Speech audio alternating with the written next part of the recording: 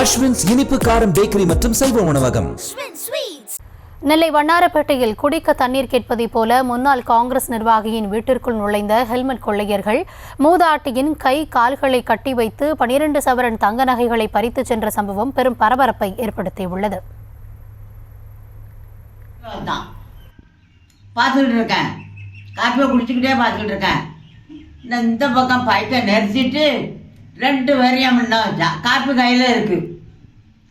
அப்போ அவனோட பார்த்துக்கிட்டு நான் சொன்னேன், என்னப்பா ஆன அதால இப்படி வாயில் இப்படி கையை வச்சுக்கிட்டு பேசப்படான்ட்டான். சங்கிலிய கலத்தையே பைக்கில் வச்சுக்கிட்டான். அவன் பைக்கில் இருந்து ஒரு ஒயர் இந்த கையை இப்படி இப்படி கட்டி வச்சுக்கிட்டான். இந்த கையை இப்படி கட்டிட்டான். இப்படி கட்டி வச்சுட்டு இந்த 2 கதையும் இப்படி சொருவிட்டான். தாப்பா போயிட்டான். இது குறித்த கூடுதல் விவரங்களுக்காக இணைகிறார் எம்முடைய செய்தியாளர் ராஜா. ராஜா, கூடுதல் விவரம் என்ன? வணக்கம்.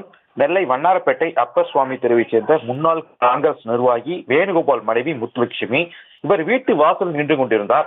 அப்போது அங்க ஹெல்மெட் அணிந்து பைக்கில் வந்த 2 மர்ம நபர்கள் மூதாட்டியிடம் குடிக்க தண்ணீர் கேட்டுள்ளனர். அவர் தண்ணீர் எடுப்பதற்குள் வீட்டிற்குள் சென்றபோது அவரை பின்தொடர்ந்து மர்ம நபர்கள் திடீரென முன்கதை பூட்டிவிட்டு ஹெல்மெட் அணிந்தவாறு மூதாட்டியின் கையை பிடித்து தரதர வேண்டி இழுத்து சென்றுள்ளனர். பின்னர் அவரை சேரில் உட்கார வைத்து கை கால்களை கட்டி வாயில் சேலை திரித்து அவருக்கு அணிந்திருந்த 12 பவுன் நகை பறித்துக் கொண்டு பின்வாசல் வழியாக சென்று பைக்கில் தப்பி சென்றனர்.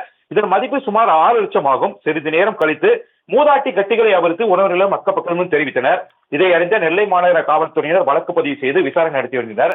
மேலும் அங்குள்ள சிசிடிவி பதிவான காட்சிகள் ஆய்வு செய்ததில் வடமாநில கொள்ளையர்கள் கொண்டு உள்ளதாக தெரிகிறது என காவல்துறையினர் தெரிவித்தனர். தொடர்ந்து 3 தனிப்படைகளை அமைத்து கொள்ளையர்களை தேடி வருகின்றனர்.